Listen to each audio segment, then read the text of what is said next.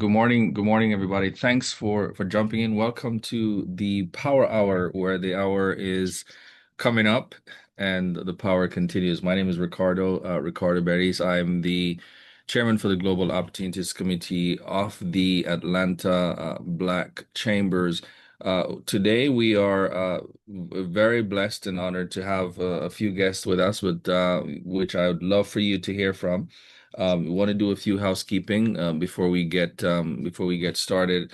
Please keep your microphones on mute, and we'll certainly be taking some questions at the end, towards the end of the session here. This is going to be a recorded session, so it will be available on YouTube later. Don't forget to go over to YouTube and follow us over there, or invite uh, those who you think should be here to follow us also on YouTube. And we're also on social media as well, as Global Opportunities Committee of the Atlanta Black Chambers, as well as the Atlanta Black Chambers. I just want to let you know quickly that the Global Opportunities Committee is focused on providing information and access to knowledge, of course, and opportunities around the world for our community, whether it's trade, how do we trade more with each other? How do we do more business in the form of partnerships with each other? And then also, how do we invest in or with each other? So that is who we are. We do quite a bit within the Global Opportunities Committee. We have a private Global Opportunities Committee group on that we connect our members to various opportunities, and we allow our members to pour into each other. We have an open public, if you may, community, depending on what part of the world you're interested in doing business with. We have several open groups as well, for folks to get, if you may, a taste of what it is that we are actually doing across multiple spaces. So we're super excited to have you here. Feel free to put in the chat, of course, where you're tuning in from, and also you can also share about yourself in the chat as well. Today is the beginning of a three-part series that we're starting, and we wanted to essentially answer maybe one or two simple questions around this amazing, if you may, the largest sport event in the world that is actually making its way into the US in a couple of weeks. And Atlanta is going to be one of the cities that the FIFA World Cup will be executed here. And so we wanted to do our part as the GOC, and as our commitment to you is to see how we can bring you value on a weekly basis, and we have conversations. So this FIFA World Cup, if you may, series is really about understanding from those who have hosted the FIFA World Cup in the past, how they've managed to actually do that, and most importantly, how has small businesses benefited from the World Cup. I've seen and participated in a lot of conversations on the FIFA World Cup coming here. We've never hosted the games here. I think 30 years ago we did Olympics, and so I thought what was missing was a conversation with others who have done so, and who could help us to paint a picture as to how do you, or how should we be thinking in this last sort of minute. It's kind of the 11th hour, as we say, to the games coming up in June. How should we be thinking about it, and ensure that any pitfalls or any success that we could identify to ensure that we benefit from the World Cup as it comes into our city, and we wanted to do that. So we have a few guests, and I'm gonna ask them to actually introduce themselves, so that you can hear from them. We're focused on South Africa. 2010, South Africa hosted the FIFA World Cup. That's literally like 16 years or so ago. And so it's been a while, but memories do last for the most part. So and people remember stuff, especially if they're good, and also especially if they're bad. People don't oftentimes don't forget, and so we want to start with understanding from those who were involved in some way, shape, or form with the FIFA World Cup in South Africa. What did they experience and what did they see, and how can we learn from those experiences? So we're gonna start, and good morning again to our guests, and we're gonna start with some intro. I'll take Lungi. I'll take you first. Good morning. Please unmute and introduce yourself, and then we'll go to Aliswa to do same.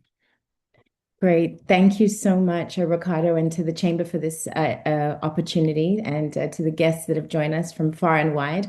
I'm Lungi Morrison. I'm based in Cape Town, and I run a consultancy called Ife Consult, and it's an illustration of my Pan-Africanism. Ife is a Nigerian word. And so, having grown up in Nigeria, I decided to call my company Ife.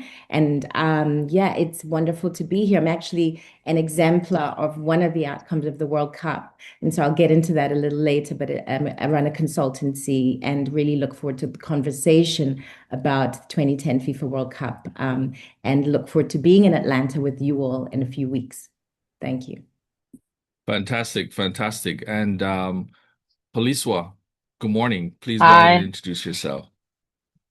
morning, Ricardo, and I must say thanks to NC for the invitation and yourself. I'm Koliswa Taku. I'm a lawyer by profession. I always have to mention that, but I run a successful real estate and property development business in South Africa. Yes, and I think one of the exciting things is my participation on two key areas within the World Cup in South Africa, which is as a partner on the one and only hotel opened prior with Sol Kessner to the World Cup, but also in the infrastructure space, creating opportunities for small businesses. And that's why I'm mentioning I'm a lawyer because I am a business leader, but also I play a very critical role in boards in South Africa. So I spend a lot of my time giving back on boards, on governance, and ensuring that others follow me in the same route. Thanks. Awesome, awesome. And Neil, welcome. Good to have you. Please go ahead and introduce yourself. Good morning, Ricardo, and good morning to all your members from the Metro Atlanta Black Chamber of Commerce and the Go Global team. Thank you for this invitation. My name is Neil Diamond. I'm from the South African Chamber of Commerce in the USA. I've been here since 2019, and our core mandate is the binational trade, promoting trade, investment, and tourism between South Africa and the US.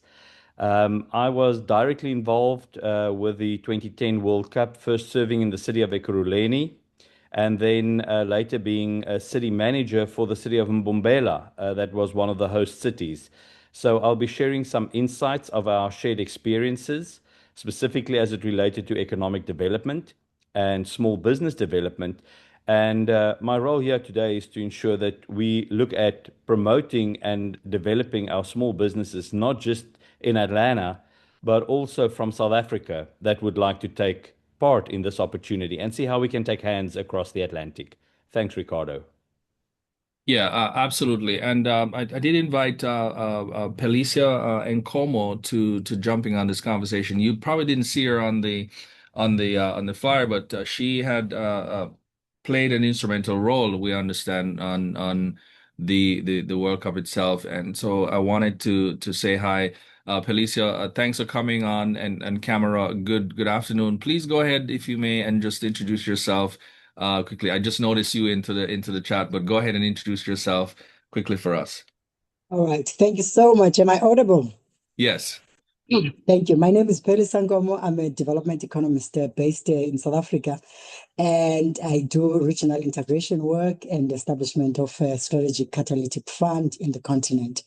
One of the things that I did during the World Cup, in fact, maybe probably two, was the advocacy on participation of small business, particularly through the value chain, particularly in the food industry. The second one is to really make it sure that there was a public-private partnership that took place to facilitate public viewings in various communities. But obviously, the other one that I'm probably going to share a lot, which was like more later, it's around how to avoid possible price fixing and cartels during World Cup. I'm going to reflect on that, and if such some of those things, how should the Atlanta City and the business chamber pay attention to those things? Thank you. Awesome, awesome. And thank you so much. I'm going to start perhaps with an open question to all of you, and we'd love to hear your thoughts, each of you. When the World Cup came into South Africa in June 2010, what did you think people expected, and what actually happened for the businesses on the ground? Ricardo, if I may go first, sorry to the Yes. colleagues to jump in. I neglected to give context. I had the pleasure and privilege of working at MTN, Africa's main telecommunications sponsor of the World Cup during the 2010, under the leadership of Ambassador Nozipho January Bardil and Putuma Nhleko, among others. And so corporate affairs really led the charge in terms of bringing forward an Africa United World Cup. And that's really important because as I answer your question, we were 16 years young as a democracy. And in fact, ironically, today it's 16 years since the World Cup. So this is a really interesting and important moment. And I think one thing to highlight as I answer your question is around the leadership, is that we really looked to a leadership that was deliberate in the way that they, presented the vision for the World Cup. And this is really was relative to the relationships that they had established long before the World Cup, and how, that cultural architecture could be established, and to make sure that it was truly an African and Pan-African World Cup hosted in South Africa. And so for South Africans who'd not been seen and not necessarily had access to the global stage, it was really a powerful moment where the world was not now looking at us in terms of the trauma and the kind of really awful past and images that they were used to, but now we're able to look at our culture, our joy, our sport, and our flair. So I think that was something that was really significant. And I think as we get into the conversation, we get to learn how SMEs then needed to pivot from looking at a more sort of painful past, which was, of course, still quite raw, to how do you package yourselves in a more positive and optimistic light. And that's where in the work that we do as marketing strategists and communications executives to package not only the destination but also enable SMEs to prepare themselves for global audiences. Fantastic. Holisa, would you want to respond to that? I think, as I said that, let me come in probably carrying the legal hat, because it came in by default that I participated in the World Cup opportunities, because in essence, I'm more involved in infrastructure development. So here's the thing, because there must be also the will from those that are leading the process to open up the space for opportunities. So there was a huge challenge with regards to the expansion of roads, because when it comes to South Africa, we needed to expand roads and ensure that we've got the capable infrastructure that would carry all these visitors within the country. And one of the biggest things that we pride ourselves in is empowerment. So within that process, I was then the lead person to unbundle what would call a multi-billion infrastructure development in the Western Cape, where we looked at Quebec Interchange and Table Bay Boulevard. And what was key in that unbundling, it's actually to start to make sure that small businesses are able to supply raw material, and others were actually involved in the construction. But be that as it may, there's also a very big component of consulting, which I think, as I'm talking to you, I benefited out of that.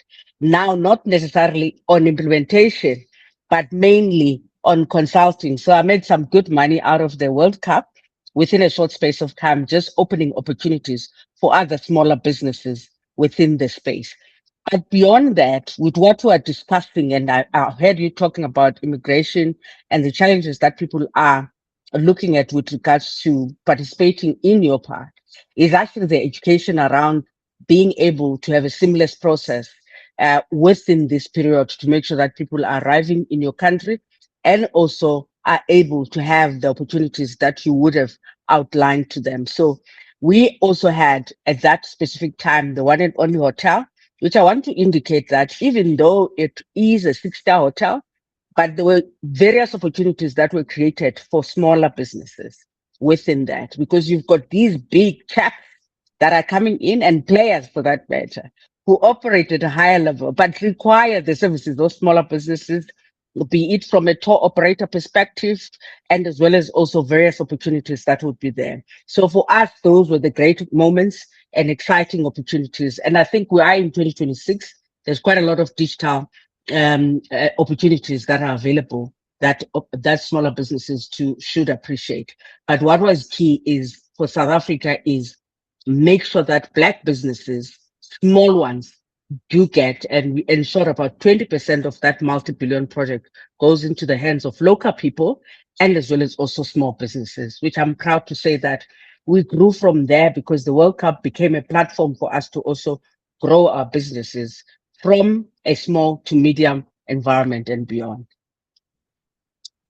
Fantastic, and we're going to dive a little bit more into that, and sort of exactly what you did as a small business to take advantage of those opportunities. Pelisa, did you want to react to that question? Okay, great. So there are several things I think I would want to share for Atlanta business to pay attention to. Firstly, and I like the fact that Xoliso is here because I think the legal team structured watertight contracts, right? Which at some point in hindsight, kind of like had the potential to lock out smaller business, particularly in the food chain, because you'd know that part of the World Cup is about food, it's about experiences, which is embedded in experience economy. So, in essence, small, medium enterprises who are in the food sector really were nearly excluded because already we had the global multinational companies who were already providing food. Amongst those would be, let me give free adverts to McDonald's, right? So they would lock that and they would pump billions in that. So and they become an official sponsor, meaning that in almost every stadium you have to eat McDonald's. But even if you're a tourist, you're looking for local food, you're not going to be able to make it. And I think it's such a pity that even this conversation is taking place, exactly 8 weeks before your World Cup. It would have been great to take place a year ago so that you actually mobilized. So World Cup presents an opportunity for economic mobilizations of those who are in the margins. Meaning, for instance, amongst the key things that the city could do is to set up what you call local food markets, right? Within a closer radius of the stadiums. And I know that McDonald's, and I pay attention again to the contracting because McDonald's is going to say within a certain radius of kilometers, we don't want any other food supplier in that area.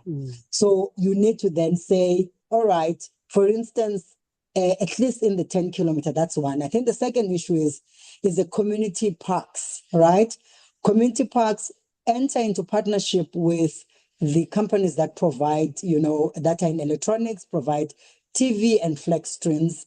And the community parks, you make it for a much more longer period, meaning even beyond the World Cup, meaning that even if there's one game that gets played, use that as a hooker for a lot more economic activities, particularly around local food markets and as well as any other market, meaning that you use that as a trading space, right, for communities. And that's how citizens get to gain a stake into a global event of this nature. Obviously, the third issue you need to pay attention to is the chamber look at the pricing, right? When you host a World Cup, amongst the key things that normally happens is that pricing of certain goods shoot up. Pay attention to that. And I think part of it is that, particularly in the food sector, because in essence, when everyone else has watched the game, Ricardo, they want to have something to drink, they want something to eat, they want to get into a dance floor. And that's where you can capture that experience tourism by making sure that you have spaces, whether it's community halls that will be available, but also open spaces where you can do that and allow the creators, because creative industry as well normally gets left out in this. So get your artists, get your craft people to be part of that. So what the city must do is to really channel some of that funding, because probably in your case, most of the funding is coming from a federal government or central government. But the federal state should just channel some of the funding to support, a creative industry during that period. Now, the other issue, which I think we missed here, and I'm loading off for you as an opportunity, is what you call community rights, where you have what you call heritage economy, right? Where again you promote, because I know that sometimes people, when come in, we focus on the fancy businesses, but communities have such a rich history right around the evolution of the community, etc. So heritage economy is very important, and that could actually be leveraged on by actually ordinary citizens. So what I'm really sharing, and I hope you follow my thought process, I'm sharing missed opportunities from a South African perspective, but at the same time, opportunities that we actually managed to, and even though it was quite late, I mean, there was a lot of advocacy work, by the way, around the inclusion of small, medium enterprise, particularly in the food chain. And at that time, unfortunately, the big multinational had already locked the budget, but at least the spillover effect would be that then you channel the audiences after watching the match, that they go into certain spaces and to which they'll have local experiences, and on the back of that you stimulate small medium enterprises. Thank you, and Palisa. Neil, did you have a response to that? Did you want to respond to that question? You're on mute. Yes, thank you, Ricardo. So a World Cup presents significant opportunity, but I think the greatest benefits occur to those who prepare early, position strategically, and engage actively. South Africa's experience was overwhelmingly positive in terms of our overall national pride, our global visibility, our infrastructure development, and our tourism growth. However, the most successful businesses were those that understood how to connect themselves into the event ecosystem ahead of time. And I think the ladies very adequately addressed many of those, especially when we get to experience economy. But what made Mbombela, and I speak from that perspective as a host city. Now, just to give context, Mbombela is about a city of 1 million people. The city of Atlanta is a city of about 700,000 people, although Atlanta is in a metro environment where Mbombela is standalone. But Mbombela leveraged the strategic location that drove strong tourism appeal, the accessibility network, which is very similar to that of Atlanta, and then obviously a world-class stadium. The Mbombela Stadium compares very favorably in South Africa, like the Mercedes-Benz Stadium does locally. So businesses that aligned themselves with tourism, hospitality, and visitor experiences were able to capture meaningful value. This event also created long-term visibility, not just for the event, but post-event for the region, and strengthened Mbombela as an international destination. And I think those are kind of some of the key imperatives that we'd like to see for Atlanta as well. But it is important to be prepared and visible for business to succeed. Businesses that were easy to find, both digitally and physically, connected with tourism and hospitality, were the best positioned to benefit. And I think that's what we'd like to share in our engagement today. Hospitality and tourism delivers strong returns, but those aren't the only sectors that delivers returns. So, connecting small business with existing accommodation providers, tour operators, restaurants, and experience-based businesses saw the clearest upside and the most development opportunities for small businesses. So we believed in Mbombela combining the overall FIFA World Cup football experience with our various offerings, unlocked value not just for our businesses, but directly for our broader community. We felt very strongly, and I think Pelisa focused on that. FIFA is an international and global event. It's the largest sporting event in the world with the most followers. South Africa saw almost 400,000 international visitors come to our shores for the FIFA World Cup, and I know the US is going to see very similar numbers, if not larger. But the large companies, some of which are Atlanta based, like Coca-Cola, and others like McDonald's, are kind of locked into FIFA for marketing, advertising, and many times small business feels excluded. The opportunities that we were able to create were through um, partnerships and then dedicated activity zones like the fan parks. And that's where we saw opportunities for our local vendors to start participating. And it's not just people that make something to eat to give a local flavor. It's also people that sell various experiences or actual commodities. We always speak about the creative industry as if we only make beads in Africa, but I've seen very creative things on the street of Atlanta that international visitors would like to take home with them. So I think we need to leverage off those. And then it's very important not to forget Atlanta is the home of the civil rights movement. We've got shared experiences with South Africa. South Africans are very close to our own troubled past and how we have overcome that. Atlanta offers those experiences through the Martin Luther King Center, through the Path of Dr. Luther King, through the Little Ebenezer Church, all which are experiences that I think South Africans would be very keen to see, to experience, and to look at those similarities between Dr. King and Nelson Mandela as an example. I know that we are looking more or less at the same time of an unveiling of a Nelson Mandela statue with the city of Atlanta and the Hartsfield-Jackson International Airport.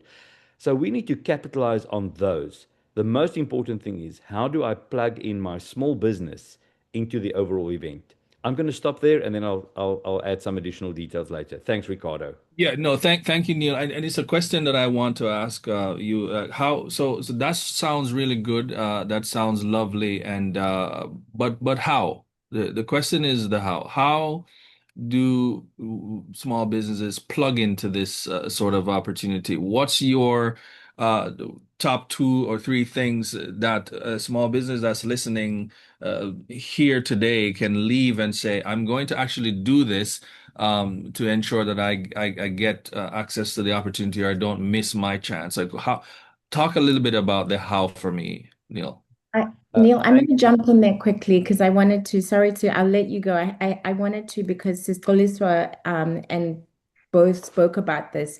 And it's an example that I wanted to just jump in to add when they were speaking, and you can add is one of the examples is also something that we've seen as a legacy piece that remained from the World Cup is how the infrastructure was going to the McDonald's and so on, as has been mentioned by all of you. But what people did was actually get ahead of that and identify that they had a unique selling point. Somebody sitting in Soweto who had a small, I suppose a two-bedroom with food that was unique and an environment called Soweto that people didn't know. What they then did is looked in their radius to established properties, business, hotels. And we have a group called Protea. The bigger ones are the one and only that were further in the city.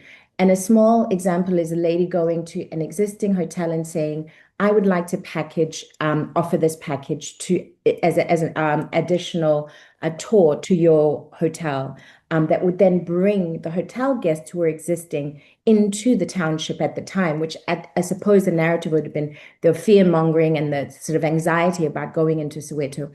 But what we have as a result of those small, at the time, probably very new business owners taking the initiative and going to existing establishments like the one and only and saying, here's a package I can offer. I can offer, family or group a township tour. I can teach you my language. I can cook and such and so. They created the itineraries themselves. They got ahead of, all of that and partnered with existing establishments who would have done the paperwork and done, all of the deals in terms of the legal framework. And as a result, in fact, today, 16 years on, we have what is known as township tourism. It's become a formal tourism, almost table stake, that when you visit Cape Joburg or Cape Town, you can say, I'm booking a township tourism tour. Back in the day, that was not the case. So these are the legacy pieces that people actually got ahead of. They understood that, whilst government spoke loudly and proudly about including SMEs, the actual delivery in terms of time and procurement supply chain was really tricky. And therefore, people caught on to that and said, without breaking the law, of course, who is in my radius? And how do I create a partnership that makes it easy for that hotel or we have a group coming into Atlanta called the Access Group, bringing Taste of Mzansi to the community through music, fashion, film, um, and so on. So it's those partnerships indeed, but actually I would charge the local SME to identify what already exists and your own unique selling point, particularly the diaspora community, to say, if we're going to sell jollof as an Atlantean who's selling jollof, for instance, how do I package it in such a way that it is, it's accessible to an existing big hotel chain? Thank you. Neil, you wanted to share. Ricardo, I think I've got 6 very practical points for our Atlanta and South African businesses that want to participate in the World Cup. I think firstly, prepare early. Preparation translate into participation. Strengthen visibility is the second one. Ensure that your business is digitally discoverable, is clearly positioned for visitors, and align with the tourism and event related demand. I think then be operationally ready. Ensure that you are staffed adequately, that you've got extended business hours, that you prepare for the event. Because this event comes once. And for many people, that could be the catalyst to having a sustainable long-term business trajectory in growing their business. Then leverage partnerships. And this is so important. Establish those partnerships early. Ensure that those hospitality providers, transportation and tourism providers, as well as local business networks are aware of you. Then understand visitor movement. And this is key. It speaks to what Lungi have said as well, and Palisa, the key zones, stadiums, fan zones, and transportation corridors, because that's where fans are going to move. They're not necessarily going to travel out to Decatur. They are going to be in and around the stadium and where the hotel zone is, and that's where we'd like to capture them. And then I think lastly, think beyond match days. Look at this as a long-term opportunity. How do we have both pre and post-match activities, and how do you position your business? Use this as a business connection opportunity. Ricardo, you are bringing in so many of our international businesses during this series that you are hosting. And look and see how we can have our Atlanta businesses connect with international businesses. This could be the pathway to a new partnership for binational trade, having Atlanta as a gateway to the continent of Africa. Thank you. Yeah, thank you, Neil. And Palisa, I'll come to you in a second. And I think this is important because if you're on this call and you're in Atlanta and you know that you're in Atlanta or you're not, you're coming in, feel free to establish those connection, because those partnerships are really what's going to really help you to be successful in the World Cup. I know the South Africans are coming, and of course we have South Africans here in the call, and thanks to our leader in South Africa, NC, and she has an entire there's an entire group of chamber members, international members in South Africa. A lot of them are going to also be here. Understand what is that they want, and how you can actually serve them is great. I know the Haitians are going to be playing here. Ghana is going to be here as well. I also know well, DR Congo is coming.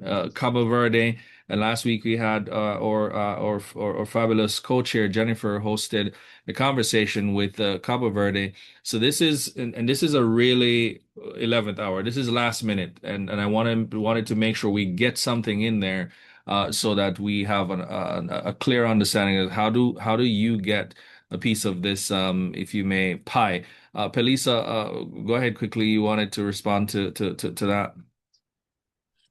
So Neil has stolen all the words out of my mouth. So I want to make one point. So I just want to make one point. I think GOC is so strategically located, by the way, to play that facilitating role, which is there's an opportunity for business to business conversations leading to the World Cup, to particularly use the framework that Neil has actually highlighted. Digital visibility. I mean, visitors want to be hosted and interact with businesses that have credibility. So small medium enterprises needs to partner with the GOC institutions like GOC, and to which when they know, because there's a lot of vetting that takes place when people are traveling. They would say, I'm looking for Pelisa tours, but who is Pelisa tours linked with? One of those is that digital visibility, but who else is she connected with? Who have they provided business to? But on the back of that, I think, Ricardo, is this economic mobilization. Because one of the things about World Cup is that it's linked to so many value chain opportunities, right? And I think both Neil, Koliswa, Lungi really makes the points across and different entry points. And in essence, make it sure that you do that mobilization. It's late, but I think if you're able to do weekly conversation and say, what can we pick up from this? What can we pick up from now? Even although leading to the World Cup itself. Even textile industry. I mean, I know people who want to wear t-shirts, locally made t-shirts with certain particular messages, something that is quite, because people always want to buy something that they can take with as part of the experience. That's also something that you can think about. Thank you, Pelisa. So we're gonna switch gears real quick because we normally do a member spotlight just at the top of the hour, and today we're actually featuring one of our members who is able to share about themselves and what is that they're actually doing. Queen Shante, welcome. Good morning. You are with First Choice, and we would love to learn a little bit about who First Choice is. Please unmute and say hello and tell us a little bit about First Choice and yourself. Grand Rising and Shira Ve Shalom, everyone, freedom and peace. I'm Queen Shantae Lene Herford. I am a proud member of the Global Opportunities Committee in the Atlanta Black Chambers. Thank you so much to our great leader, Ricardo Barris, for having me today, as well as Samuel for your assistance. As Ricardo said, I'm Queen Shantae, the founder and president CEO of First Choice International Solutions Holdings Company. We just say First Choice International Solutions for short. We're based here in the Metro Atlanta area.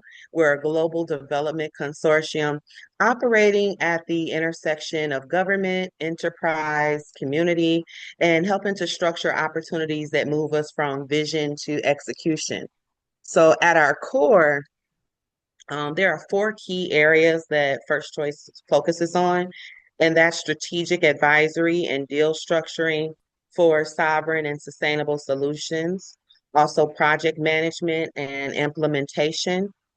We have a team of experts who specialize in various industries, including agriculture, education, IT, healthcare, you name it, and even with the infrastructure with roads, bridges, and ports. We also focus on public-private partnerships and economic and workforce development. So in simple terms, we don't just plan, we actually structure, we help to align the capital, and then we execute these initiatives for a measurable impact. One of our key focus areas, especially when it comes to today's climate, is off-grid infrastructure. So we provide solutions in off-grid food systems, water access, power, items that support communities, municipalities, and developments with sustainable, resilient models that reduce dependency on traditional systems. And this can include your agricultural systems, your food security planning, clean water, and decentralized energy solutions for long-term sustainability. Our consortium, I did mention it's here in the Metro Atlanta area. However, we do have over 50 global partners with more than 200 years of combined executive experience.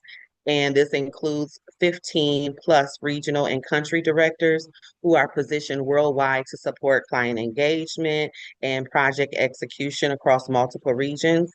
In addition, we are aligned with 4 investment banking and hedge fund partners that allow us to support the capital structuring part of our business and provide access to funding for our clients. Collectively, we have contributed to and supported projects exceeding $500 million across sectors including infrastructure, energy, agriculture, technology, and economic development. So, what does this mean for Atlanta Black Chambers members and for you all who are on the call today? This is access to larger contracting opportunities, access to global partnerships, access to public-private development initiatives, and access to pathways that position your business beyond the local markets. So we are intentional about creating space for Black-owned businesses to participate in these projects at scale, not just as vendors, but as strategic partners. So if you're a business owner, a consultant, or organization and you're looking to expand into some of the larger opportunities, then I'd invite you to join our consortium and join in one of our upcoming briefings as an observer. That way you can explore some of the partnership alignment and position your business within our network. So I don't want to talk your heads off today, but we're not just building projects, we're building pipelines for access, ownership, and long-term economic participation. And I look forward to building with all of you who are ready. Thank you. All right, awesome. Thank you. Thank you so much, Queen Shante, and feel free to put your information in the chat if any of you are interested in connecting with her.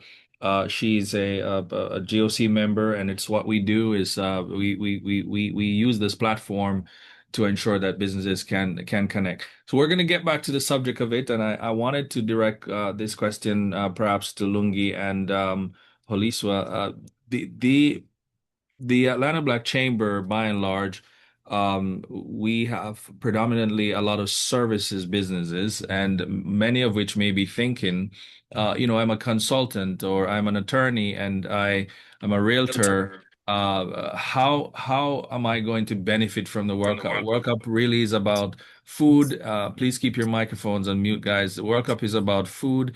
It's about it's about the creative space and tourism.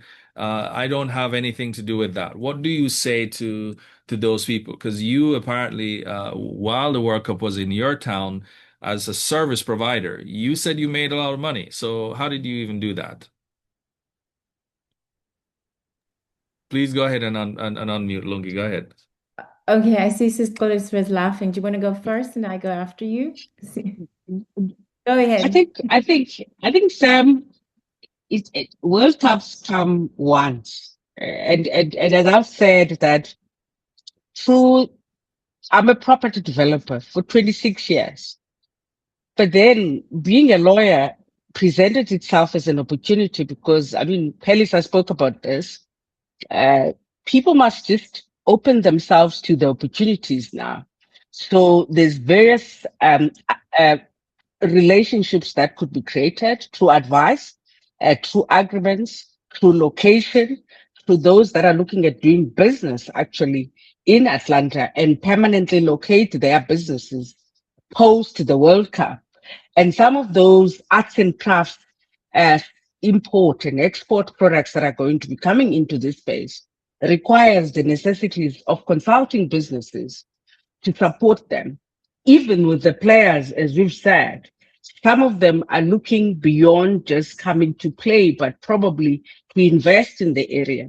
So somebody needs to have a sharp eye with regards to the opportunities. And I suppose that's what the chamber would specialize in. And I wanted to say that some of the exciting opportunities that we've seen, it's legacy projects. And I think all the members have spoken about it. You look at Bombela today, you look at Greenpoint, Nelson Mandela, the stadiums that have been created are becoming a source of income opportunities post the World Cup for local small businesses, be it from a kiosk, from your security services, from your gardening services. So there's lots that could be done post that, or even cleaning opportunities. So as much as we want to sell the souvenirs, the food, and be creative, but also there's a sustainable market that needs to live there. And we spoke about, I wrote there and I said, we're going to actually repeat ourselves, talk about regalia, T-shirts and so on, and compliance with regards to what your World Cup requires. So that's where you get most of us actively now pulling our second hats and say, hang on, I have a law firm So let me offer my services beyond just focusing on being an infrastructure developer to build those stadiums, those roads, those residential, those hotels, but also have one of your entities. I mean, I think the speaker that came in before me spoke extremely well about the network that they've created of consortium of businesses that will be able to provide specific services. And that's what Atlanta requires, and even beyond this date. Thanks.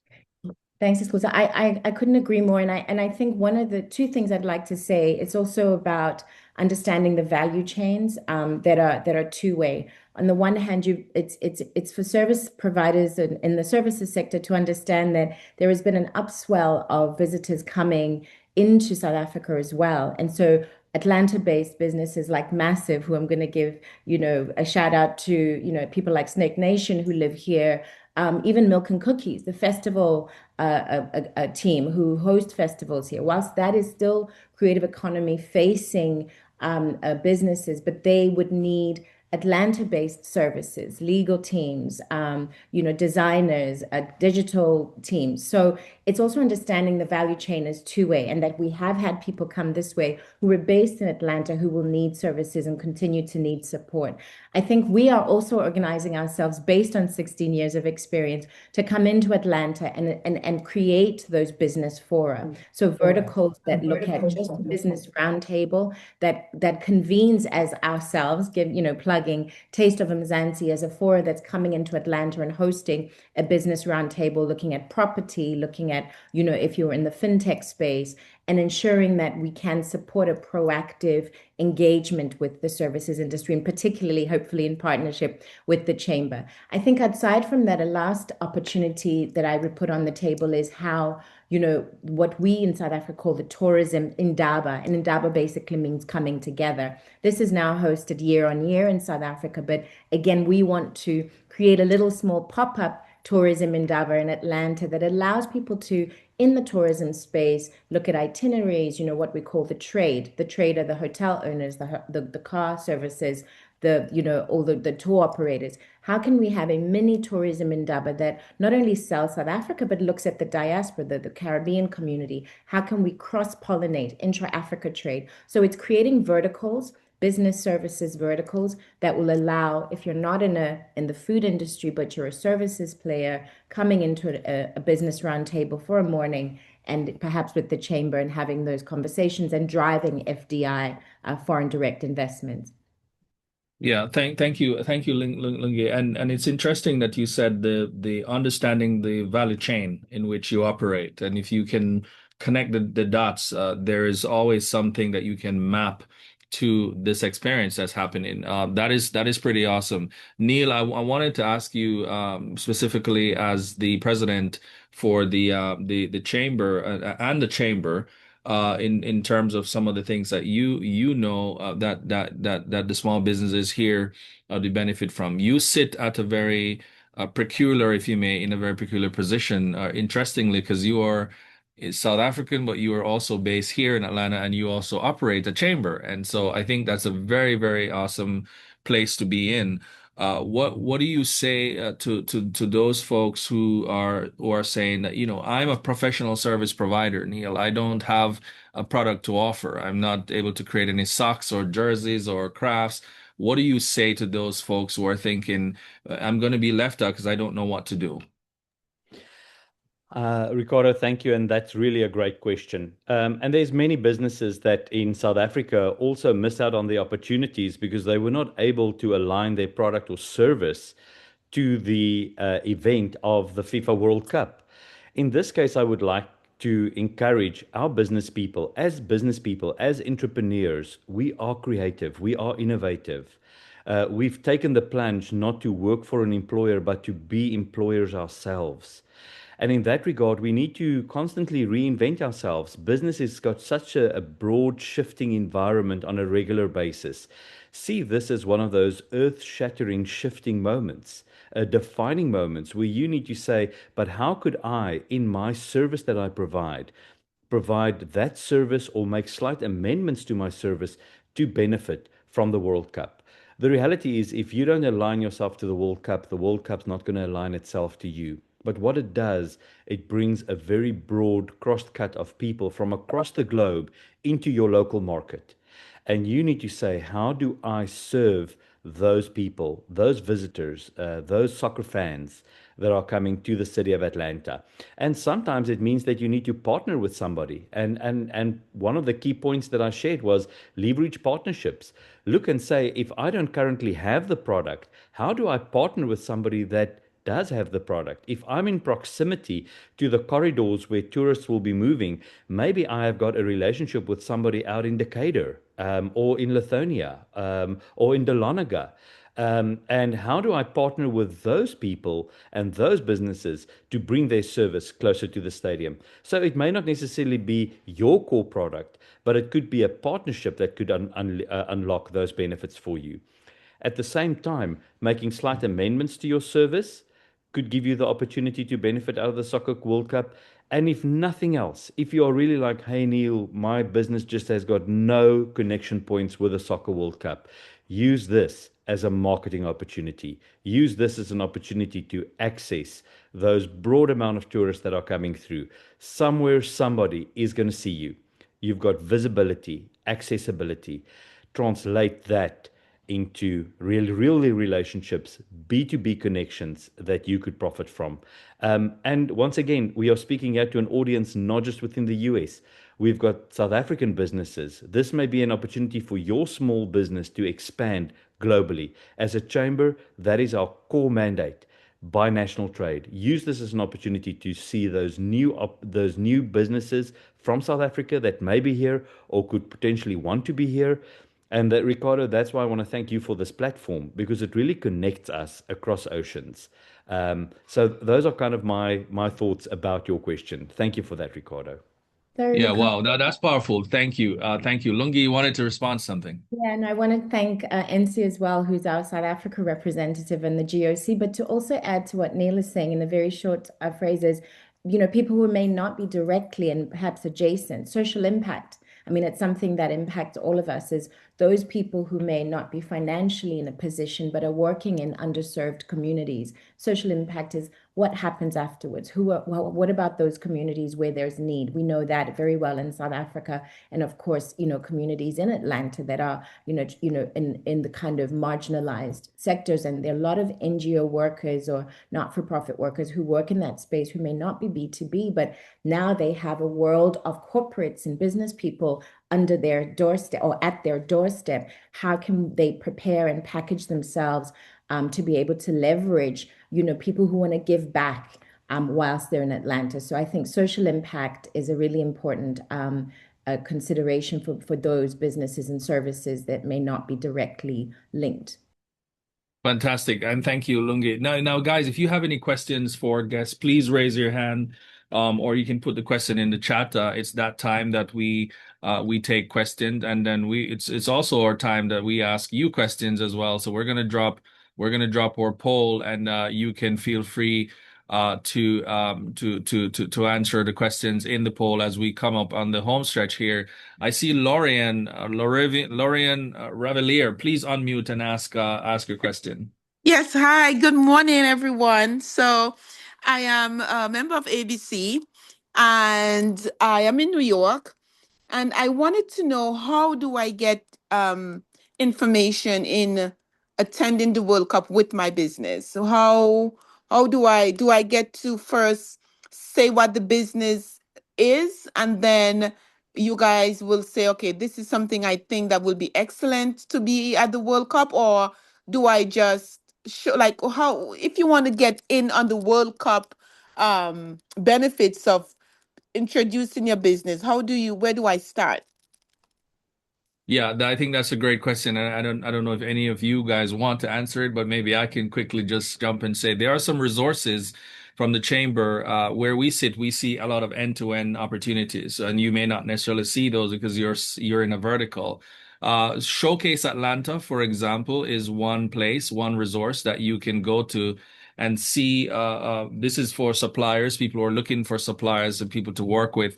Showcase Atlanta. You can look at that. The other, we've recently, as a chamber, we've recently partnered with this group here in Atlanta called World Cup Ready. So if you go to worldcupready.com, I think they actually have a weekly session preparing businesses to be a part of the World Cup, and they're matching these different opportunities. And Lauren, I'm not sure the business that you are in, but we do know that the Haitian is actively preparing to activate here. Also, the South Africans, as you may have heard, the Ghanaians. I know the Nigerians are also preparing. They don't have matches here, but they want to be a part of what's actually is happening here as well. And the Cabo Verdeans is also here to preparing, as well as the DR Congo, who just got in the game. So if you look into those resources, I think that would be great for you to begin to lean into. But the World Cup Ready team, we think that they have provided a platform. Every Friday they do these meetings with businesses, really helping the businesses to get situated, whatever it is that you need, from a digital readiness to a physical readiness. So perhaps those are resources that you can begin to lean into. And I see some members are putting stuff into Okay. the chat as well that you may be able to look at. Okay. And one more quick question. As a new member, how do if I wanted to speak with someone at the end of this meeting, just to get a broader idea of all the benefits, how do I, because whenever I call the number, it sends me to, I think it's customer service, but no one ever returns my call. So how do I get to talk about the business, my business, and how being a member of the ABC could really impact me? Who would I speak to? All right, I appreciate that, and we have one our GOC, so we have a GOC membership lead, Jason Kyles, who's actually on the call as well. And I see there's a post in the chat that Okay. you can get to Jason, and perhaps he can help Okay. you with answering some Excellent. of those questions as well. Okay, Thank you. Fie, please go ahead and ask your question if I said that correctly. Is it Faye? Please unmute and ask. Yeah, you butchered my name, but you you recovered. That was good. Okay, you caught me off guard with that. Okay, I'm so sorry. I don't have a question. I just wanted to actually introduce my company to you guys. And I think listening to you guys, it's just it brings so much joy to me, because I believe that what I'm trying to do is actually going to connect some of those missed opportunities that you guys are talking about. And just to kind of give you a real quick view about what I'm trying to do. So I'm a founder of what we call Idea Marketplace. And Idea Marketplace is like a lifestyle e-commerce, and we focus on experience. So just think of us like a traditional Amazon, okay? But we focus on 7 lifestyle categories like sports, fashion, food, travel, family, beauty, and wellness. And so what do we sell for? So we sell for brands, products, events, services, not necessarily only products. Services also, but unfortunately right now we're limited to those lifestyle categories. And so what we're trying to do, and we sell based on experience. We like to find experiences like this, like the World Cup. We don't like to start with products. We don't like to start with the services. We like to connect with consumers by experience. So we're trying to take advantage of this Atlanta's and the soccer game and come in and show. So one of the things, for example, that I heard you guys talk about, one of the things that we want to do is we want to connect fans that are coming in locally, fans that are actually already we have a fan base here. We want to connect those that are coming from out of the country. And we also want to connect those that are actually going to be virtual, because not everybody's going to make it to the United States. And so what we want to be able to do on our platform is showcase Atlanta to the world, whether you're local, whether you're coming in to Right. join us, or whether you're international. So I would like to connect with you guys, because I think I'll bring that good connection for you guys with what I'm doing. Okay, awesome. Well, you know how to connect with us. You know how to join if you're not yet a member. You know how to get in and be a part of what we're doing here. Thank you for sharing. Guys, I wanna, if you have another question, I know we're coming up on the home stretch. I'd probably ask you for just a 2 more minutes so that we can wrap up here.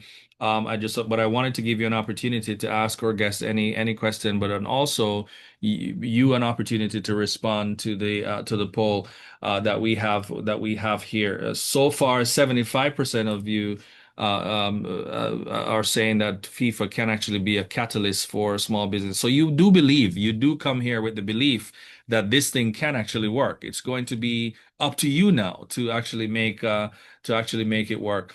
8 weeks away, guys. Neil, Lungi, Felicia, Auxilis, 8 weeks away from this from the games. Our first game in Atlanta is going to be around the 16th, I think, of June. What is it that we should be thinking about after we leave this conversation? And one bit of advice, if you may, on anything that we didn't ask you that you would like to ensure that our audience takes away today. June 15th. Thank you, Henry. We probably will start with Felicia. Yes, because I would like to jump off.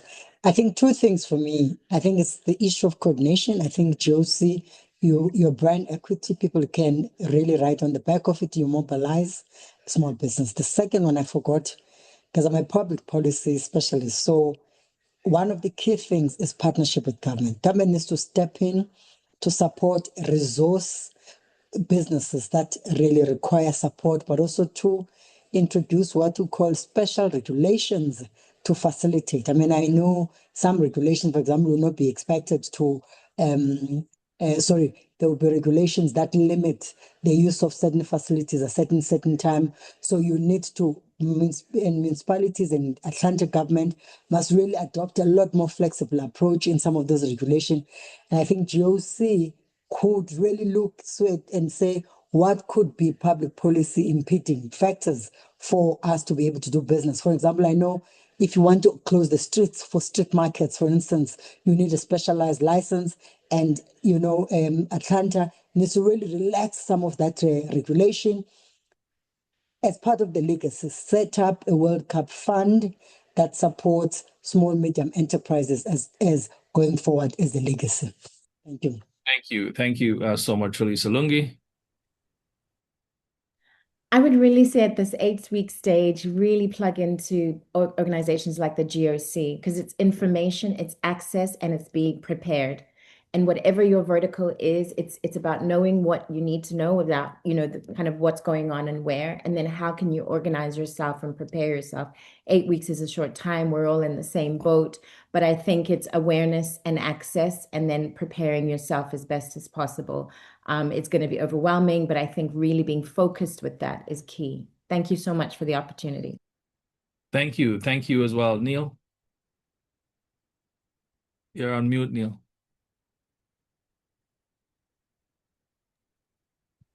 There we go. Thank you. Thank you so much. Ricardo, I think for Atlanta, the opportunity ahead is significant. The businesses that will benefit most are those that prepare early, position clearly, connect effectively, and act with intention. If those elements are in place, 2026 will not only be a successful World Cup for Atlanta, but will be a meaningful economic opportunity for all the businesses that are on this call today. Fantastic. And we got your feedback in terms of the poll, and I want to put that result out there for you all to see. The belief is there. Folks think that it's not somewhat easy, and perhaps not as easy to get to get access to information. And so please take advantage of some of the resources that we also put into the chat, and please lean into the community. There are so many connections that can actually be had after this conversation, and it really is going to be up to you. So the hour has come, and I want to thank you. I want to thank you, Neil. I want to thank you, Lungi and Felicia and Auxilis, for I don't see her on the call, but I want to thank her as well, Auxiliswa, for participating in this conversation. Guys, this was really amazing. You have so much information now that we've shared into the chat that can really be helpful to you. Thank you guys so much for being our guest today. Next week, we are going to be talking to the folks from Brazil. You know, Brazil was the other one that took the baton from you, from South Africa. And so in 2014, they actually did host the World Cup, and we want to also hear from them as well. So the hour has come, guys, and it has passed. But we also certainly know that the power continues. It's up to you what you do with the information, and we ask that you do the honorable thing and use it wisely and take advantage. Thank you so much, everybody. I appreciate you coming in. Thank you so much, guys.